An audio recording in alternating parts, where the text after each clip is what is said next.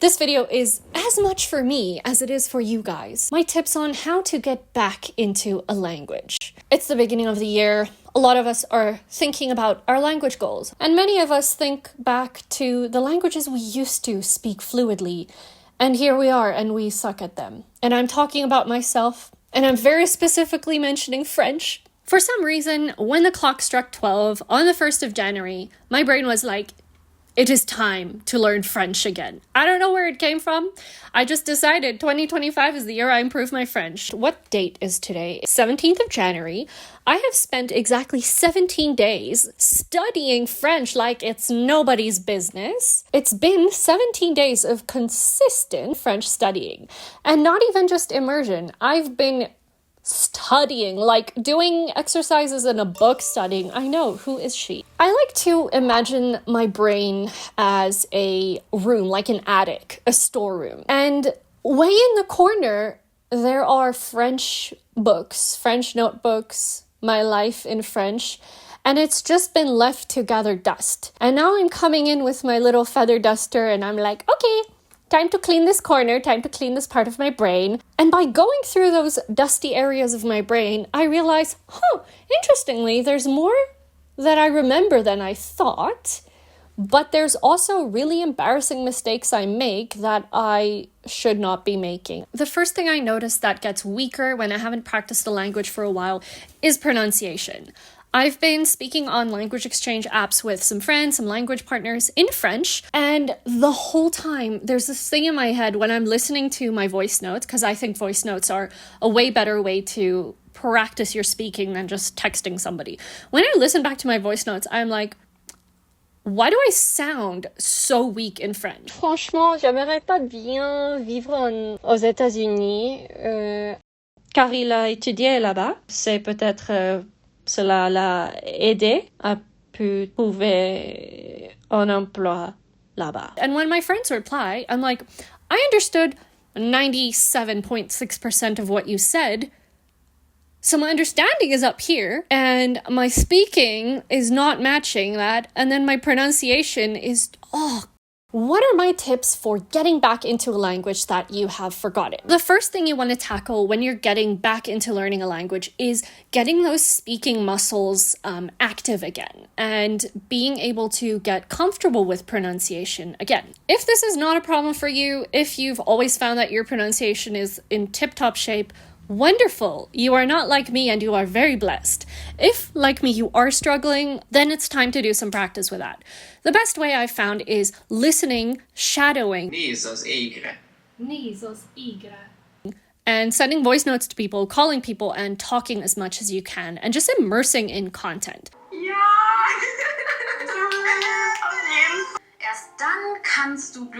Erst dann kannst du glücklich in einer Beziehung sein.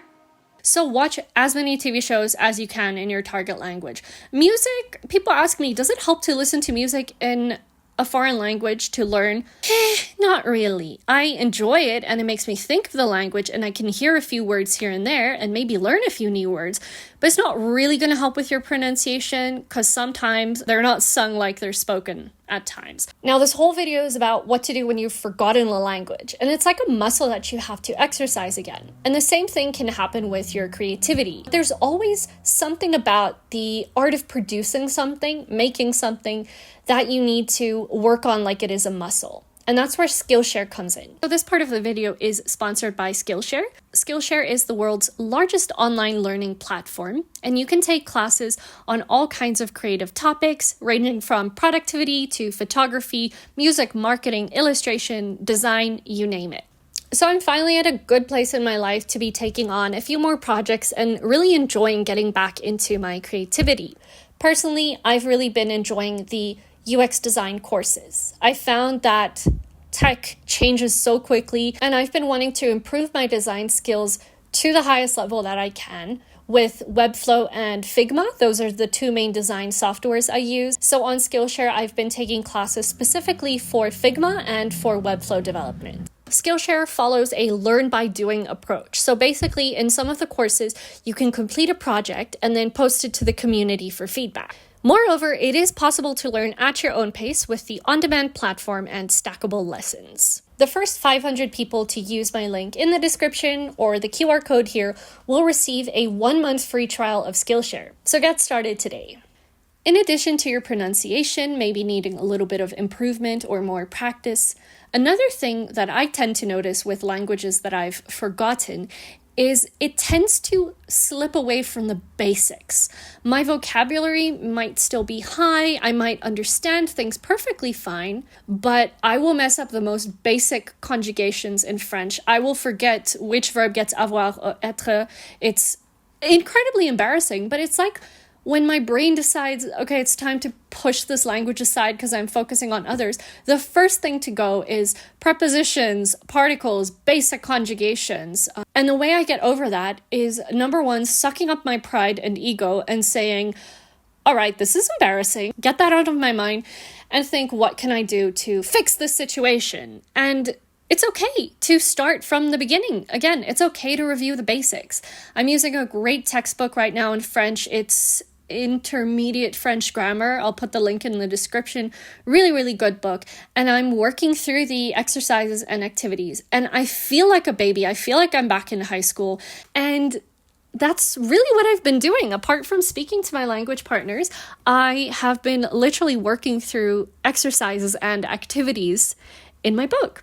And I'm actually enjoying it. It's a nice nostalgic feeling, and I feel like I'm making really tangible progress towards becoming more confident and really improving my French. So what I'm going to give you now is a soft reset strategy, a gentle way to ease back into your languages. You want to start with familiar content that you enjoy. This could be reading a book that you've already read. It could be watching a movie that you know the plot of, or it could be reconnecting with some old friends. You also want to do some quick win activities to boost your motivation. Something I found that helps me is to go through old notebooks, highlight the words that I've forgotten, and put them back into a new notebook or a flashcard deck, and then go through those.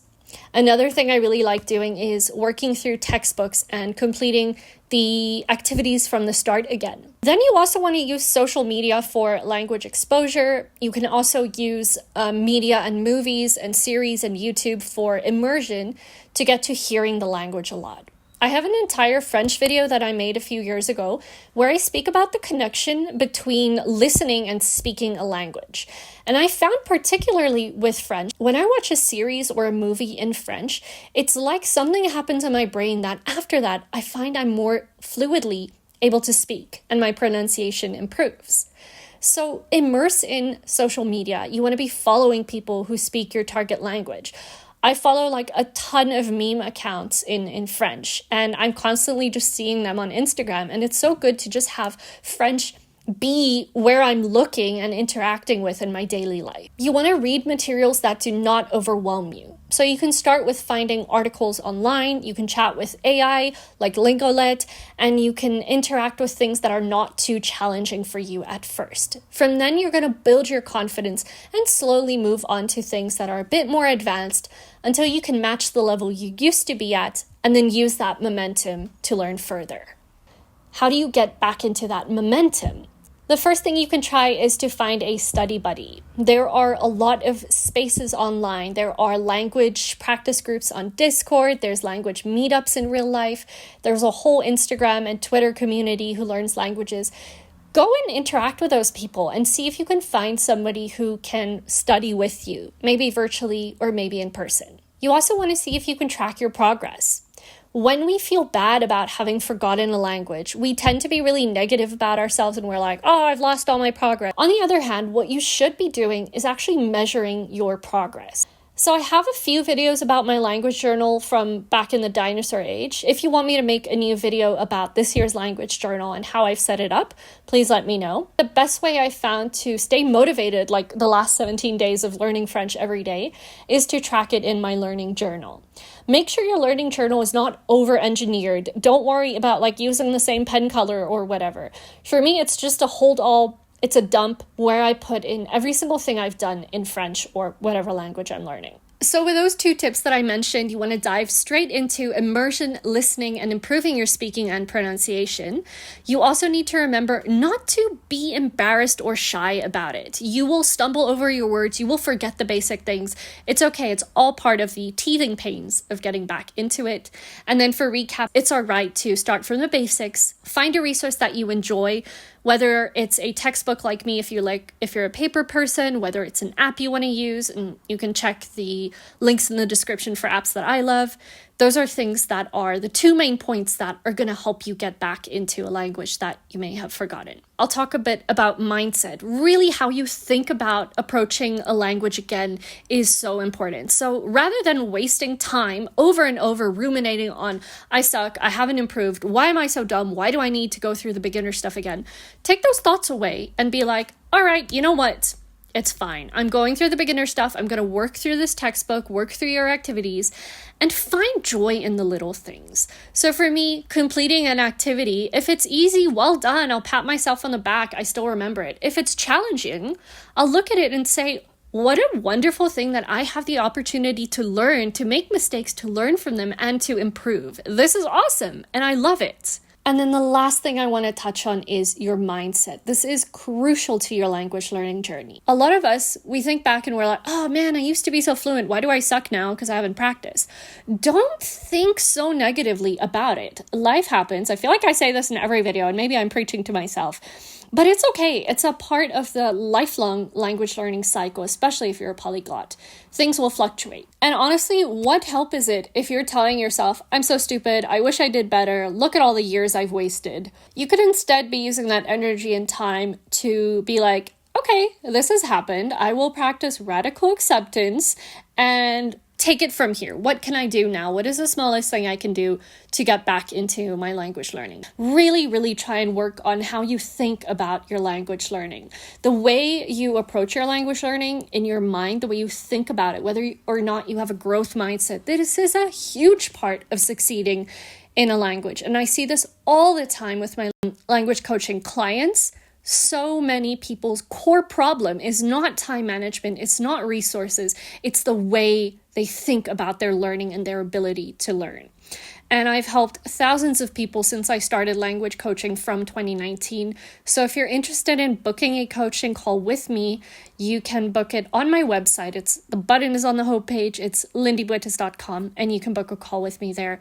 And I'll help you through goal setting, time management, resources, mindset, and everything that you need to improve your language learning journey. I feel like I should address the bread in the room.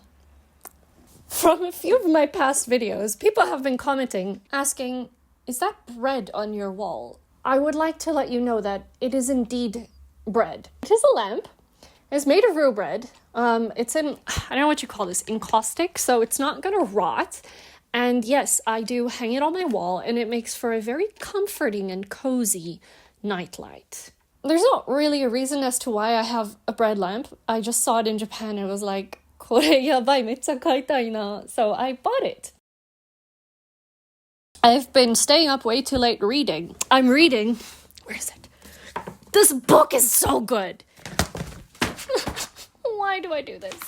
Wait. This book is called Nemesis, The Battle for Japan, 1944 to 1945. It is so good.